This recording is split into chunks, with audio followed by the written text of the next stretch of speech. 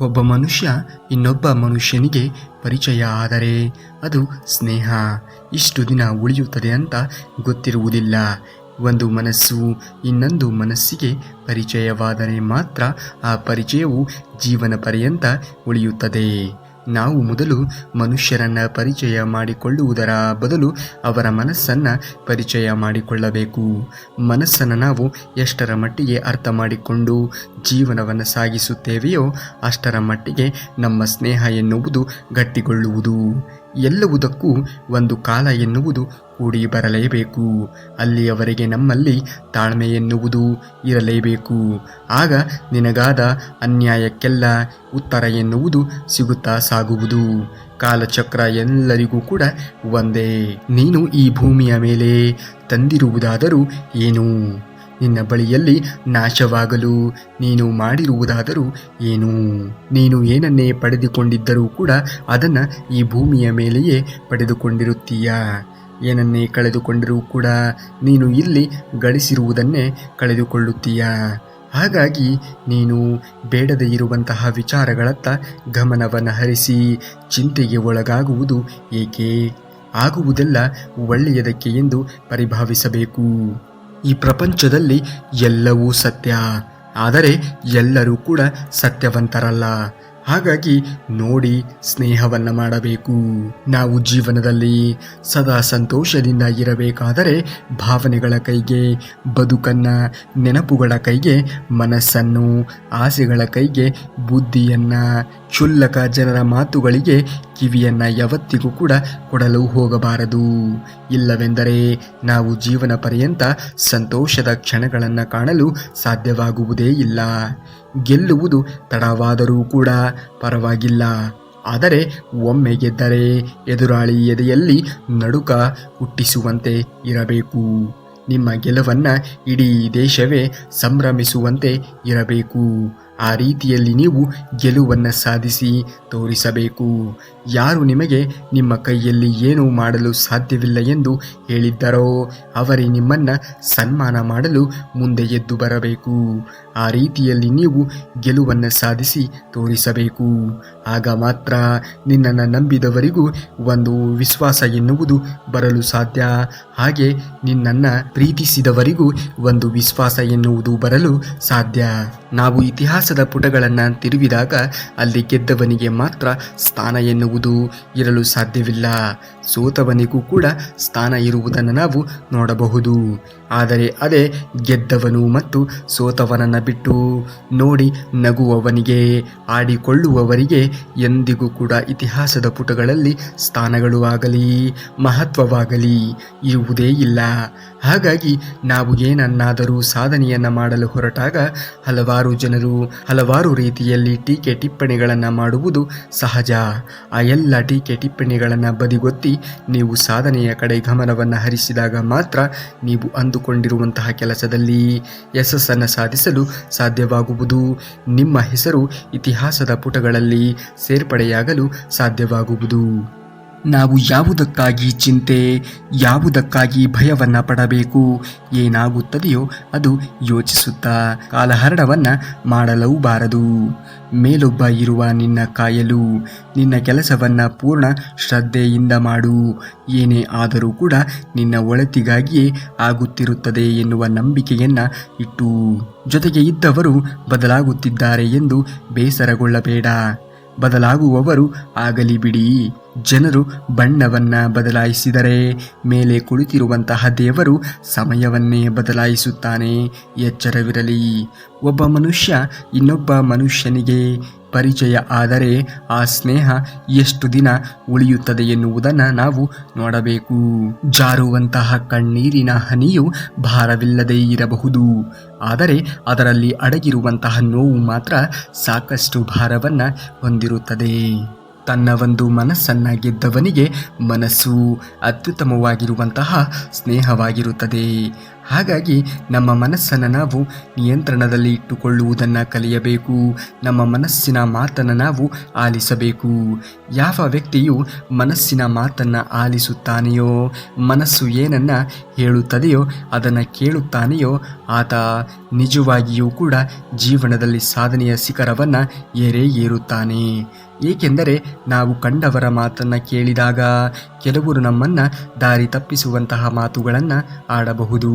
ಇನ್ನು ಕೆಲವರು ನಾವು ಎದ್ದು ನಿಲ್ಲಲು ಆಗದೇ ಇರುವಂತಹ ರೀತಿಯಲ್ಲಿ ನಮ್ಮ ಮೇಲೆ ಅಪಪ್ರಚಾರವನ್ನಾಗಲಿ ಅಥವಾ ನಮಗೆ ಮೋಸವನ್ನು ಮಾಡಬಹುದು.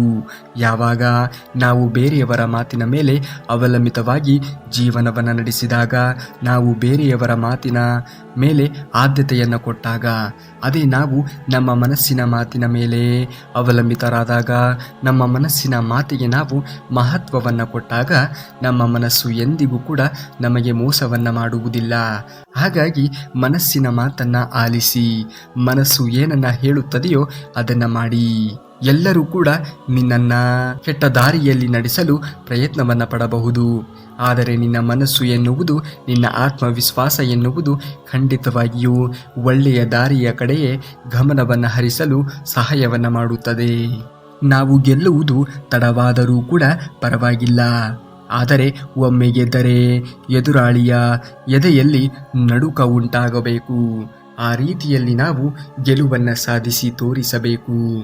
ಬದುಕಿನಲ್ಲಿ ಕನ್ನಡಿ ಮತ್ತು ನೆರಳಿನಂತಹ ಗೆಳೆಯರು ಇರಬೇಕು. ಕನ್ನಡಿ ಯಾವತ್ತಿಗೂ ಕೂಡ ನಮಗೆ ಸುಳ್ಳನ್ನು ಹೇಳುವುದಿಲ್ಲ, ನೆರಳು ಎಂದಿಗೂ ಕೂಡ ನಮ್ಮನ್ನು ಬಿಟ್ಟು ಹೋಗುವುದಿಲ್ಲ. ಹಾಗಾಗಿ ಎಂತಹ ಪ್ರಸಂಗಗಳು ಜೀವನದಲ್ಲಿ ಉದ್ಭವ ಆದರೂ ಕೂಡ ಯಾರೂ ಕೂಡ ನಮ್ಮನ್ನು ಬಿಟ್ಟು ತೆರಳಬಾರದು. ಅಂತಹ ಸ್ನೇಹಿತರ ಸ್ನೇಹವನ್ನು ನಾವು ಬಯಸಬೇಕು. ಅಂತಹ ಸ್ನೇಹಿತರೊಂದಿಗೆ ನಾವು ಸಮಯವನ್ನು ಕಳೆಯಬೇಕು. ಜೀವನದಲ್ಲಿ ಇರುವುದೇ 2 ದಿನ. ಒಂದು ನಿನ್ನ ಪರವಾಗಿರುವಂತಹ ದಿನವಾದರೆ ಇನ್ನೊಂದು ನಿನ್ನ ವಿರುದ್ಧವಾಗಿರುವಂತಹ ದಿನವಾಗಿರುತ್ತದೆ. ಪರವಾದ ದಿನಗಳಲ್ಲಿ ಅಹಂಕಾರವನ್ನು ಪಡಲೇಬೇಡ. ವಿರುದ್ಧವಾಗಿರುವಂತಹ ದಿನಗಳಲ್ಲಿ ತಾಳ್ಮೆಯನ್ನು ನೀನು ಎಂದಿಗೂ ಕೂಡ ಕಳೆದುಕೊಳ್ಳಬೇಡ. ನಿನ್ನ ಜೀವನ ಎನ್ನುವುದು ನಿನ್ನ ನಂಬಿಕೆಯ ಮೇಲೆ ನಿರ್ಧಾರವಾಗಿದೆ. ನೀನು ಏನನ್ನ ನಂಬುತ್ತೀಯೋ ಅದೇ ನಿನ್ನ ಜೀವನವಾಗುವುದು. ಒಳ್ಳೆಯ ವ್ಯಕ್ತಿಯೊಂದಿಗೆ ಯಾವಾಗಲೂ ಕೂಡ ಒಳ್ಳೆಯವನಾಗಿಯೇ ಇರು, ಆದರೆ ಕೆಟ್ಟವರ ಜೊತೆ ಕೆಟ್ಟವನಾಗಬೇಡ. ವಜ್ರವನ್ನು ವಜ್ರದಿಂದ ಕತ್ತರಿಸಬಹುದು, ಆದರೆ ಕೆಸರನ್ನ ಕೆಸರಿನಿಂದ ತೊಳೆಯಲು ಸಾಧ್ಯವಾಗುವುದೇ ಇಲ್ಲ. ಯಾರು ನಿನ್ನಿಂದ ಇದು ಸಾಧ್ಯವಿಲ್ಲ ಎಂದು ಮುಂದೆ ಸಾಗುತ್ತಾರೆಯೋ ಅವರಿಗೆ ಖಂಡಿತವಾಗಿಯೂ ಅದು ಸಾಧ್ಯ ಎಂದು ನೀನು ತೋರಿಸಬೇಕು. ಒಳ್ಳೆಯ ವ್ಯಕ್ತಿಯಾಗಿ ಜೀವನವನ್ನು ನಡೆಸು. ಒಳ್ಳೆಯ ದಾರಿ ಎಂದಿಗೂ ಕೂಡ ಕಠಿಣವಾಗಿ ಇರುತ್ತದೆ, ಆದರೆ ಒಂದು ದಿನ ನಿನ್ನ ಒಳ್ಳೆಯತನವೇ ನಿನ್ನನ್ನು ಕಾಪಾಡುತ್ತದೆ. ಒಳ್ಳೆಯವರಿಗೆ ಕಷ್ಟಗಳು ಬರುವುದು ಸಹಜ, ಆದರೆ ಕೊನೆಗೆ ಆ ಒಳ್ಳೆಯತನವೇ ನಿಮ್ಮ ಜೀವನಕ್ಕೆ ರಕ್ಷಣೆಯನ್ನು ಕೊಡುವುದು. ಕೆಟ್ಟವರಿಗೆ ಆ ಕ್ಷಣದಲ್ಲಿ ಗೆಲುವು ಎನ್ನುವುದು ಸಿಗುತ್ತಾ ಸಾಗಬಹುದು, ಆದರೆ ಕೊನೆಗಾಲದಲ್ಲಿ ಕೆಟ್ಟವರಿಗೆ ಯಾವ ಪರಿಸ್ಥಿತಿಗಳು ಕೂಡ ಅವರನ್ನು ರಕ್ಷಣೆ ಮಾಡಲು ಸಾಧ್ಯವೇ ಇರುವುದಿಲ್ಲ. ಜೀವನದಲ್ಲಿ ಬರುವ ಪ್ರತಿಯೊಂದು ನೋವು ಪಾಠಗಳನ್ನು ನಾವು ಕಲಿಸಿದರೆ ಪ್ರತಿಯೊಂದು ಪಾಠವೂ ಕೂಡ ವ್ಯಕ್ತಿಯ ಜೀವನವನ್ನೇ ಬದಲಾಯಿಸುತ್ತದೆ. ಹಾಗಾಗಿ ನಮ್ಮ ಜೀವನದಲ್ಲಿ ನೋವುಗಳು ಬರುವುದು ನಮಗೆ ಒಂದೊಂದು ರೀತಿಯ ಪಾಠವನ್ನು ಕಲಿಸುವ ಸಲುವಾಗಿ. ನೋವುಗಳು ಕಲಿಸಿರುವಂತಹ ಪಾಠವನ್ನು ನಾವು ಎಂದಿಗೂ ಕೂಡ ಮರೆಯಲು ಹೋಗಬಾರದು. ನಿನ್ನ ಅಂತರಾತ್ಮವನ್ನು ಬೇರೆಯವರ ಬಾಹ್ಯ ನೋಟಗಳೊಂದಿಗೆ ಹೋಲಿಕೆ ಮಾಡಿಕೊಳ್ಳಬೇಡ, ಏಕೆಂದರೆ ನಿನ್ನ ಅಂತರಾತ್ಮ ಏನು ಎನ್ನುವುದು ನಿನಗೆ ಗೊತ್ತಿರಬೇಕು. ನೆನಪಿರಲಿ, ನಕಾರಾತ್ಮಕ ಯೋಚನೆಗಳಿಂದ ಸಕಾರಾತ್ಮಕ ಬದುಕನ್ನು ಕಟ್ಟಲಾರೆ. ಹಾಗಾಗಿ ನೀನು ಯೋಚನೆಯನ್ನು ಮಾಡುವ ಮೊದಲು ಕೊಂಚ ಒಳ್ಳೆಯ ರೀತಿಯಲ್ಲಿ ಯೋಚನೆಗಳನ್ನು ಮಾಡು. ಸದಾ ನೀನು ಸಕಾರಾತ್ಮಕವಾಗಿರುವಂತಹ ಯೋಚನೆಗಳನ್ನು ಮಾಡಿದಾಗ ನಿನ್ನ ಜೀವನದಲ್ಲಿಯೂ ಕೂಡ ಸಕಾರಾತ್ಮಕವಾಗಿರುವಂತಹ ಘಟನೆಗಳು ಜರುಗುತ್ತಾ ಸಾಗುವುದು. ಯಾವಾಗ ನೀನು ನಕಾರಾತ್ಮಕವಾಗಿರುವಂತಹ ಯೋಚನೆಗಳನ್ನು ಮಾಡುತ್ತಾ ನನ್ನ ಜೀವನದಲ್ಲಿ ಸಕಾರಾತ್ಮಕ ಘಟನೆಗಳಾಗಲಿ ಸಕಾರಾತ್ಮಕವಾಗಿರುವಂತಹ ಸುದ್ದಿಗಳಾಗಲಿ ಬರಲು ಸಾಧ್ಯವಾಗುತ್ತಿಲ್ಲ ಎಂದುಕೊಂಡರೆ ಖಂಡಿತವಾಗಿಯೂ ಬರುವುದಿಲ್ಲ. ನಾವು ಏನನ್ನ ಯೋಚನೆ ಮಾಡುತ್ತೇವೆಯೋ ಅದೇ ನಮ್ಮ ಜೀವನದಲ್ಲಿ ಮರುಕಳಿಸುವುದು. ಹಾಗಾಗಿ ಯೋಚನೆ ಮಾಡುವ ಮೊದಲು ಕೊಂಚ ಸಕಾರಾತ್ಮಕವಾಗಿ ಒಳ್ಳೆಯದರ ಬಗ್ಗೆಯೇ ಯೋಚನೆಯನ್ನ ಮಾಡಿ. ಆಗ ನಿಮ್ಮ ಜೀವನದಲ್ಲಿಯೂ ಕೂಡ ಒಳ್ಳೆಯದೇ ಸಾಗುವುದು. ಮಾತು ಮನುಷ್ಯನ ಗೆಲ್ಲುವಂತೆ ಇರಬೇಕು, ಕೊಲ್ಲುವಂತೆ ಇರಲೇಬಾರದು. ಕತ್ತಿಗಿಂತ ಹರಿತವಾದದ್ದು ಮಾತು. ಅದನ್ನು ತುಂಬ ಜಾಗರೂಕತೆಯಿಂದ ಉಪಯೋಗಿಸಬೇಕು. ಏಕೆಂದರೆ ನಾವು ಮಾತು ಒಂದು ಗೊತ್ತಿದ್ದರೆ ಏನನ್ನ ಬೇಕಾದರೂ ಕೂಡ ಸಾಧಿಸಬಹುದು. ಮಾತು ಬಲ್ಲವನಿಗೆ ಜಗಳವಿಲ್ಲ, ಊಟ ಬಲ್ಲವನಿಗೆ ರೋಗವಿಲ್ಲ ಎನ್ನುವ ಮಾತಿಗೆ ಅನುಗುಣವಾಗಿ ಮಾತನ್ನು ನಾವು ನೋಡಿ ಆಡಬೇಕು. ಒಂದು ಮರದಿಂದ 1,00,000ಕ್ಕಿಂತ ಹೆಚ್ಚು ಬೆಂಕಿಯ ಕಡ್ಡಿಯನ್ನು ನಾವು ಉತ್ಪಾದನೆ ಮಾಡಬಹುದು. ಆದರೆ ಒಂದೇ ಒಂದು ಬೆಂಕಿಯ ಕಡ್ಡಿಯಿಂದ ಇಡೀ ಮರವನ್ನೇ ಬೆಂಕಿ ಹಾಕಬಹುದು. ಹಾಗಾಗಿ ನಾವು ಒಂದು ನಕಾರಾತ್ಮಕವಾಗಿರುವಂತಹ ಯೋಚನೆ ಎಲ್ಲರ ಬದುಕನ್ನ ನಾಶ ಮಾಡಬಹುದು. ಹಾಗಾಗಿ ಒಂದು ಸಕಾರಾತ್ಮಕವಾಗಿರುವಂತಹ ಯೋಚನೆಯನ್ನ ಮಾಡಿದಾಗ ಏನೆಲ್ಲ ಉಪಯೋಗವಾಗುತ್ತದೆ ಎನ್ನುವುದನ್ನ ಯೋಚನೆ ಮಾಡಬೇಕು. ಕೃಷ್ಣನು ಹೇಳುತ್ತಾನೆ, ಬದುಕಿನ ಎಲ್ಲ ಸಮಸ್ಯೆಗಳಿಗೆ ನಿನ್ನ ಯೋಚನೆಗಳೇ ಕಾರಣ ಎಂದು. ಹಾಗಾಗಿ ನಾವು ಯೋಚನೆ ಮಾಡುವುದನ್ನೇ ನಿಲ್ಲಿಸಿದಾಗ ಬದುಕು ಎನ್ನುವುದು ತನ್ನಿಂದ ತಾನೇ ಮುಂದೆ ಸಾಗುವುದು. ಯೋಚನೆ ಎನ್ನುವುದು ಒಂದು ರೀತಿಯಲ್ಲಿ ನಿಮ್ಮ ಜೀವನಕ್ಕೆ ಮುಳುಪಾಗಬಹುದು. ಅತಿಯಾಗಿ ಇರುವಂಥದ್ದು ಏನೇ ಆಗಿದ್ದರೂ ಕೂಡ ಅದು ಒಂದು ರೀತಿಯಲ್ಲಿಯೇ ವಿಷವೇ ಆಗುತ್ತದೆ. ಅದು ಎಷ್ಟರ ಮಟ್ಟಿಗೆ ಮಾಡಬೇಕು ಎನ್ನುವುದು ನಮಗೆ ಬಿಟ್ಟಿದ್ದು. ಇಬ್ಬರು ವ್ಯಕ್ತಿಗಳ ನಡುವೆ ಸಮಸ್ಯೆಗಳು ಬಂದಾಗ ದೂರ ಮಾಡಬೇಕಾಗಿರುವುದು ಸಮಸ್ಯೆಯನ್ನೇ ಹೊರತು ಆ ವ್ಯಕ್ತಿಯನ್ನ ದೂರ ಮಾಡಬಾರದು. ನಿನ್ನನ್ನು ನೀನು ಅರಿತರೆ ನಿನ್ನ ಬದುಕಿನ ಸತ್ಯ ನಿನಗೆ ತಿಳಿಯುವುದು. ಬೇರೆಯವರನ್ನ ಅರಿಯಲು ಕಾಲಹರಣವನ್ನ ಮಾಡಬೇಡ. ಇಲ್ಲಿ ನೀನೇ ನಿನ್ನ ಮಿತ್ರ. ಹಾಗಾಗಿ ನಿನ್ನನ್ನು ನೀನು ಮೊದಲು ಅರಿತುಕೋ. ಅರಿತು ಜೀವನವನ್ನ ಕಳಿ. ಆಗ ಎಲ್ಲವೂ ಕೂಡ ಸುಸಂಗತವಾಗಿ ಸಾಗುವುದು. ಯಾರಿಗಾಗಿ ಈ ಹೋರಾಟ, ಯಾರಿಗಾಗಿ ಈ ಹುಡುಕಾಟ? ಯಾರಿಗೂ ಹೇಳದೆಯೇ ಒಂದಿನ ಬರುತ್ತೀಯಾ, ಯಾರಿಗೂ ಹೇಳದೆಯೇ ಒಂದು ದಿನ ಹೋಗುತ್ತೀಯಾ? ಹೋರಾಡಬೇಕೆಂದರೆ ನಿನ್ನ ಜೊತೆ ನೀನು ಹೋರಾಡು.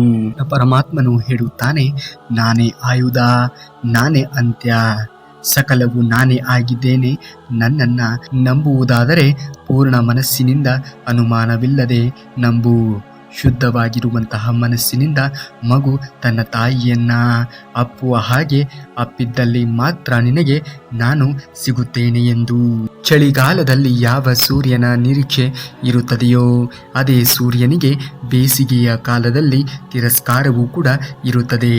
ಹಾಗೆಯೇ ನಿಮಗೆ ಮೌಲ್ಯ ಎನ್ನುವುದು ಸಿಗುವುದು ನಿಮ್ಮ ಅವಶ್ಯಕತೆ ಇದ್ದಾಗ ಮಾತ್ರ. ಹಿಂಡಿದಂತಹ ಹಾಲು ತಕ್ಷಣವೇ ಮೊಸರಾಗದಂತೆ ಇಂದು ಮಾಡಿರುವಂತಹ ಪಾಪ ಕೃತ್ಯಗಳ ಫಲ ಎನ್ನುವುದು ತಕ್ಷಣಕ್ಕೆ ಅನುಭವಕ್ಕೆ ಬರದೇ ಇರಬಹುದು. ಅದು ಬೂದಿ ಮುಚ್ಚಿದ ಕೆಂಡದಂತೆ ಸಮಯವನ್ನು ನೋಡಿ ಸರಿಯಾಗಿ ನಮ್ಮನ್ನು ಸುಡುತ್ತದೆ. ಹಾಗಾಗಿ ಇಂದು ನಾವು ಮಾಡುತ್ತಿರುವಂತಹ ಕೆಲಸ ಕಾರ್ಯಗಳತ್ತ ಕೊಂಚ ಗಮನವನ್ನು ಹರಿಸಬೇಕು. ಯಾರಿಗೂ ಕೂಡ ನಾವು ಕೆಡಕನ್ನು ಬಗೆಯಲೇಬಾರದು. ಏಕೆಂದರೆ ನಾವು ಇತರರಿಗೆ ಕೆಡಕನ್ನು ಬಯಸಿ ನಮಗೆ ಒಳ್ಳೆಯದಾಗುತ್ತದೆ ಎನ್ನುವ ಆಲೋಚನೆಯಲ್ಲಿ ಇದ್ದರೆ ಖಂಡಿತವಾಗಿಯೂ ಅದು ಸಾಧ್ಯವಾಗುವುದೇ ಇಲ್ಲ. ನಿನಗೆ ಯಾರಾದರೂ ಕೆಟ್ಟದ್ದನ್ನು ಮಾಡಿದರೆ ಅದು ಅವರ ಕರ್ಮ. ಆದರೆ ನೀನು ಯಾರಿಗೂ ಕೂಡ ಕೆಟ್ಟದ್ದನ್ನು ಬಯಸದೆ ಪ್ರಾಮಾಣಿಕನಾಗಿ ಇರು. ನಿನ್ನ ಒಂದು ಧೈರ್ಯ, ನಿನ್ನ ಧರ್ಮವೇ ನಿನ್ನನ್ನು ಕಾಪಾಡುತ್ತದೆ. ಸದಾ ಒಬ್ಬಂಟಿಯಾಗಿ ಧರ್ಮ ಹಾಗೂ ನಿಷ್ಠೆಯಿಂದ ಕಾರ್ಯವನ್ನು ಮಾಡುತ್ತಿರುವವರಿಗೆ ಆ ದೇವರು ಖಂಡಿತವಾಗಿಯೂ ಕರುಣಿಸಿಯೇ ಕರುಣಿಸುತ್ತಾನೆ. ಗುರಿ ಇಟ್ಟುಕೊಂಡು ಸಾಗುವವನು ಸಾಧಕನಾಗುತ್ತಾನೆ. ಕೇವಲ ಆಸೆಗಳನ್ನು ಇಟ್ಟುಕೊಂಡವರು ಸಾಮಾನ್ಯರಾಗಿ ಉಳಿಯುತ್ತಾರೆ. ಹಾಗಾಗಿ ನಾವು ಸಾಮಾನ್ಯರಂತೆ ಉಳಿಯುವ ಬದಲು ಗುರಿ ಇಟ್ಟುಕೊಂಡು ಸಾಧಿಸುವಂತಹ ಸಾಧಕರಾಗಿ ಬದುಕನ್ನು ನಡೆಸಬೇಕಾಗುತ್ತದೆ.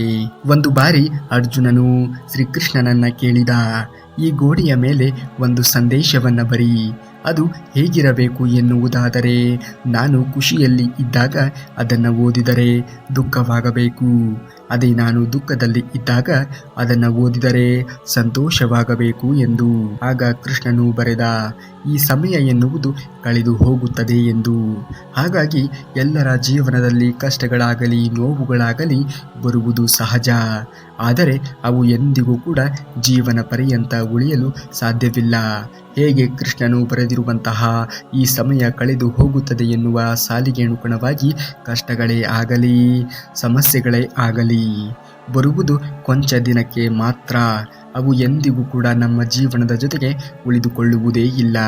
ಹಾಗಾಗಿ ಕೊಂಚ ಬಂದು ಹೋಗುವಂತಹ ಸಮಸ್ಯೆಗಳ ಬಗ್ಗೆ ನೀವು ಯೋಚನೆಯನ್ನು ಮಾಡುತ್ತಾ ಕುಳಿತುಕೊಂಡರೆ ಮುಂದೆ ಬರಬೇಕಾಗಿರುವಂತಹ ಒಳ್ಳೆಯ ದಿನಗಳನ್ನು ನೀವು ಕಳೆದುಕೊಳ್ಳುತ್ತೀರಾ.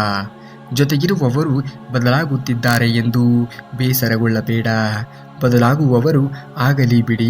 ಜನರು ಬಣ್ಣವನ್ನ ಬದಲಾಯಿಸಿದರೆ ದೇವರು ಎನ್ನುವವನು ನಿನ್ನ ಸಮಯವನ್ನೇ ಬದಲಾಯಿಸುತ್ತಾನೆ. ದೇವರು ನಿನ್ನ ಕಡೆ ಇದ್ದಾಗ 100 ಜನರು 100 ರೀತಿಯಲ್ಲಿ ಕುತಂತ್ರವನ್ನ ಮಾಡಿದರೂ ಕೂಡ ಪ್ರಯೋಜನವಾಗುವುದಿಲ್ಲ. ಏಕೆಂದರೆ ದೇವರು ಒಬ್ಬ. ನಿನ್ನ ಕಡೆಯಲ್ಲಿ ಇದ್ದಾಗ ನೀನು ಧರ್ಮದ ದಾರಿಯಲ್ಲಿ ನಡೆಯುತ್ತಿರುವಾಗ ಧರ್ಮವೇ ನಿನ್ನನ್ನು ರಕ್ಷಣೆಯನ್ನ ಮಾಡುತ್ತದೆ. ಯಾರಿಗೆ ಶಿಕ್ಷಿಸುವ ಅಧಿಕಾರ ಇರುವುದಿಲ್ಲ, ಅದನ್ನು ಆ ಭಗವಂತನೇ ನೋಡಿಕೊಳ್ಳುತ್ತಾನೆ. ಹಾಗಾಗಿ ನಮಗೆ ಇತರರು ಹೀಗೆ ಮಾಡಿದರು ಹಾಗೆ ಮಾಡಿದರು ಅವರಿಗೆ ಪ್ರತಿಕಾರವನ್ನು ನಾವು ತೀರಿಸಿಕೊಳ್ಳಲೇಬೇಕು ಎನ್ನುವುದಾಗಿ ನೀವು ಯೋಚನೆಯನ್ನು ಮಾಡಲು ಹೋಗಲೇಬೇಡಿ. ಏಕೆಂದರೆ ನಿಮಗೆ ಏನನ್ನ ಕೇಡನ್ನು ಬಯಸಿದ್ದರೋ ಅವರಿಗೆ ಕೇಡನ್ನು ಬಯಸುವವನು ಮೇಲೆ ಇರುವಂತಹ ಆ ಭಗವಂತನು ಅವರಿಗೆ ಸಮಯ ಸಂದರ್ಭವನ್ನು ನೋಡಿ ಖಂಡಿತವಾಗಿಯೂ ಕೇಡನ್ನು ಬಯಸಿಯೇ ಬಯಸುತ್ತಾನೆ. ನಿಮಗೆ ಗೌರವ ಇಲ್ಲದ ಜಾಗದಲ್ಲಿ ಕೋಟಿ ಕೊಟ್ಟರೂ ಕೂಡ ಹೋಗಲೇಬಾರದು. ಹಾಗೆಯೇ ನಿಮಗೆ ಮರ್ಯಾದೆ ಕೊಡದವರಿಗೆ ಕೋಟಿ ಹಣ ಭಿಕ್ಷೆ ನೀಡುವಷ್ಟು ಎತ್ತರಕ್ಕೆ ಬೆಳೆಯಿರಿ. ಮೋಸ ಮಾಡಿ ಗೆದ್ದೆ ಎಂದು ಮೆರೆಯಲೇಬಾರದು. ನಿನ್ನ ಅಂತ್ಯದ ಸಮಯವೂ ಕೂಡ ನಿಗದಿಯಾಗಿದೆ. ನಿನ್ನ ಅಂತ್ಯ ಕಾಲ ಬಂದಾಗ ಬಹಳ ಮೆರೆದ ನಿನಗೆ ಹೇಗೆ ಮಣ್ಣನ್ನು ಮುಕ್ಕುವ ಸ್ಥಿತಿ ನಿರ್ಮಾಣವಾಗಬಹುದು ಎಂದು ನೀನು ಊಹಿಸುವುದಕ್ಕೂ ಸಾಧ್ಯವಾಗುವುದೇ ಇಲ್ಲ. ಹಾಗಾಗಿ ಎಚ್ಚರದಿಂದ ಜೀವನವನ್ನು ಕಳೆಯುವುದನ್ನು ಮನುಷ್ಯ ಮಾಡಬೇಕು. ಇಲ್ಲಿ ಯಾವುದೂ ಕೂಡ ಶಾಶ್ವತವಲ್ಲ. ಎಲ್ಲರೂ ಬಂದಿರುವುದು ಅವರವರ ಯೋಗ್ಯತೆ ತಕ್ಕಂತೆ ಅವರವರ ಸಮಯಕ್ಕೆ ಅನುಸಾರವಾಗಿ ನಮ್ಮ ಕರ್ತವ್ಯವನ್ನು ನಿರ್ವಹಣೆ ಮಾಡುವ ಸಲುವಾಗಿ. ಯಾವಾಗ ನಮ್ಮ ಕರ್ತವ್ಯ ಎನ್ನುವುದು ನಿರ್ವಹಣೆ ಸಂಪೂರ್ಣವಾಗಿ ಮುಗಿಯುತ್ತದೆಯೋ ಆಗ ನಮ್ಮ ಬದುಕಿನ ಪಯಣವನ್ನು ನಾವು ಅಲ್ಲಿಗೆ ಅಂತ್ಯಗೊಳಿಸುತ್ತೇವೆ. ಮುಂದೆ ಯಾರೂ ಕೂಡ ಶಾಶ್ವತವಾಗಿ ಭೂಮಿಯ ಮೇಲೆ ಉಳಿಯಲು ಸಾಧ್ಯವೇ ಆಗುವುದಿಲ್ಲ. ಮೋಸ ಮಾಡಿ ಸಂಪಾದನೆ ಮಾಡಿದಂತಹ ಹಣದಲ್ಲಿ ಸ್ವಲ್ಪ ಹಣ ಪುಣ್ಯದ ಕಾರ್ಯಕ್ಕೆ ವಿನಿಯೋಗ ಮಾಡಿದರೆ ಆ ಪುಣ್ಯದ ಫಲ ಮೋಸ ಹೋದವರಿಗೆ ಸೇರುತ್ತದೆ ಹೊರತು ಮೋಸ ಮಾಡಿದವರಿಗೆ ಅಲ್ಲ. ಮೋಸ ಮಾಡಿದವರಿಗೆ ಪಾಪದ ಫಲ ಎನ್ನುವುದು ಕಟ್ಟಿಟ್ಟ ಬುತ್ತಿ. ಹಾಗಾಗಿ ಮೋಸ ಮಾಡುವ ಮೊದಲು ಸ್ವಲ್ಪ ಯೋಚನೆಯನ್ನು ಮಾಡಿ. ಮೋಸ ಎನ್ನುವುದು ಯಾರಿಗೂ ಕೂಡ ಮಾಡಿ ನಾವು ಸರ್ವಶ್ರೇಷ್ಠ ವ್ಯಕ್ತಿಗಳು ಎನಿಸಿಕೊಳ್ಳುತ್ತೇವೆ ಎನ್ನುವ ಮೂಢ ಕಲ್ಪನೆಯಲ್ಲಿ ನಾವು ಬದುಕಲು ಹೋಗಬಾರದು. ಒಂದು ಎಲೆ ಕೆಳಗೆ ಬೀಳುತ್ತಾ ಏನು ಹೇಳುತ್ತದೆ ಗೊತ್ತಾ? ಜೀವನ ಶಾಶ್ವತವಲ್ಲ ಅಂತ. ಒಂದು ಹೂವು ಅರಳುತ್ತಾ ಹೇಳುತ್ತದೆ, ಬದುಕುವ ಒಂದು ದಿನವಾದರೂ ಗೌರವವಾಗಿ ಜೀವಿಸು. ಒಂದು ಮರ ತಣ್ಣಗೆ ಹೇಳುತ್ತದೆ, ನಾನು ಕಷ್ಟದಲ್ಲಿದ್ದರೂ ಕೂಡ ಇತರರಿಗೆ ನೆರಳನ್ನು ಕೊಡುತ್ತೇನೆ ಎಂದು. ಹಾಗಾಗಿ ಬದುಕುವ ಒಂದು ದಿನವಾದರೂ ಕೂಡ ಪರವಾಗಿಲ್ಲ, ನಾವು ಇತರರಿಗೆ ಆಶ್ರಯವಾಗಿ ಬದುಕನ್ನು ನಡೆಸಬೇಕೇ ಹೊರತು ಇತರರಿಗೆ ಭಾರವಾಗಿ ಜೀವನವನ್ನು ನಡೆಸಲು ಹೋಗಲೇಬಾರದು. ಕರ್ಮ ಎನ್ನುವುದು ಹೇಳುತ್ತದೆ, ಕಾರಣವಿಲ್ಲದೆ ಯಾರನ್ನು ಸುಮ್ಮನೆ ಕೆಣಕಲೇಬಾರದು ಎಂದು. ಅದರಂತೆ ಹಾಗೆಯೇ ಕಾರಣ ಇಲ್ಲದೆ ನಿನ್ನನ್ನು ಕೆಣಕಿದವರಿಗೆ ಎಂದಿಗೂ ಕೂಡ ಕರುಣೆ ತೋರಿಸಲೇಬಾರದು. ಒಬ್ಬ ವ್ಯಕ್ತಿಯ ಒಳ್ಳೆಯತನದ ಬಗ್ಗೆ ಮಾತನಾಡುತ್ತಿರುವಾಗ ಎಲ್ಲರೂ ಕೂಡ ಮೌನವಾಗಿ ಇರುತ್ತಾರೆ ಮತ್ತು ಅದೇ ವ್ಯಕ್ತಿಯ ಕೆಟ್ಟತನದ ಬಗ್ಗೆ ಮಾತನಾಡುತ್ತಿರುವಾಗ ಮೂಕರು ಕೂಡ ಮಾತನಾಡಲು ಶುರು ಮಾಡುತ್ತಾರೆ. ಹಾಗೆಯೇ ಈ ಪ್ರಪಂಚ. ಇಲ್ಲಿ ಒಳ್ಳೆಯತನಕ್ಕಾಗಲಿ ಒಳ್ಳೆಯ ವ್ಯಕ್ತಿತ್ವಕ್ಕಾಗಲಿ ಒಳ್ಳೆಯ ಮಾತುಗಳಿಗಾಗಲಿ ಬೆಲೆ ಎನ್ನುವುದು ಕೊಂಚ ಕಡಿಮೆಯೇ. ಅದೇ ನಾವು ಕೆಟ್ಟದ್ದರ ಬಗ್ಗೆ ಯೋಚನೆಯನ್ನು ಮಾಡುತ್ತಿರುವಾಗ, ಕೆಟ್ಟದ್ದರ ಬಗ್ಗೆ ಮಾತನಾಡುತ್ತಿರುವಾಗ ನಮ್ಮದು ಒಂದು ಇರಲಿ ಎನ್ನುವುದಾಗಿ ಎಲ್ಲರೂ ಕೂಡ ಮಾತನಾಡಲು ಶುರು ಮಾಡುತ್ತಾರೆ. ನೀವೇನಾದರೂ ಕೃಷ್ಣ ಪರಮಾತ್ಮನ ಭಕ್ತರಾಗಿದ್ದರೆ ಈ ಕೂಡಲೇ ಈ ವಿಡಿಯೋಗೆ ಒಂದು ಲೈಕನ್ನು ಮಾಡಿ. ಹಾಗೆಯೇ ಕೃಷ್ಣನ ಹಿತವಚನಗಳನ್ನು ಪ್ರತಿದಿನವೂ ಕೂಡ ಕೇಳಲು ತಪ್ಪದೇ ನಮ್ಮ ಚಾನಲ್ಗೆ ಸಬ್ಸ್ಕ್ರೈಬ್ ಮಾಡಿಕೊಳ್ಳಿ. ಇನ್ನು ಮುಂದಿನ ವಿಡಿಯೋದಲ್ಲಿ ಸಿಗುವವರೆಗೂ ಧನ್ಯವಾದ. ಕರುನಾಡಿಗೆ.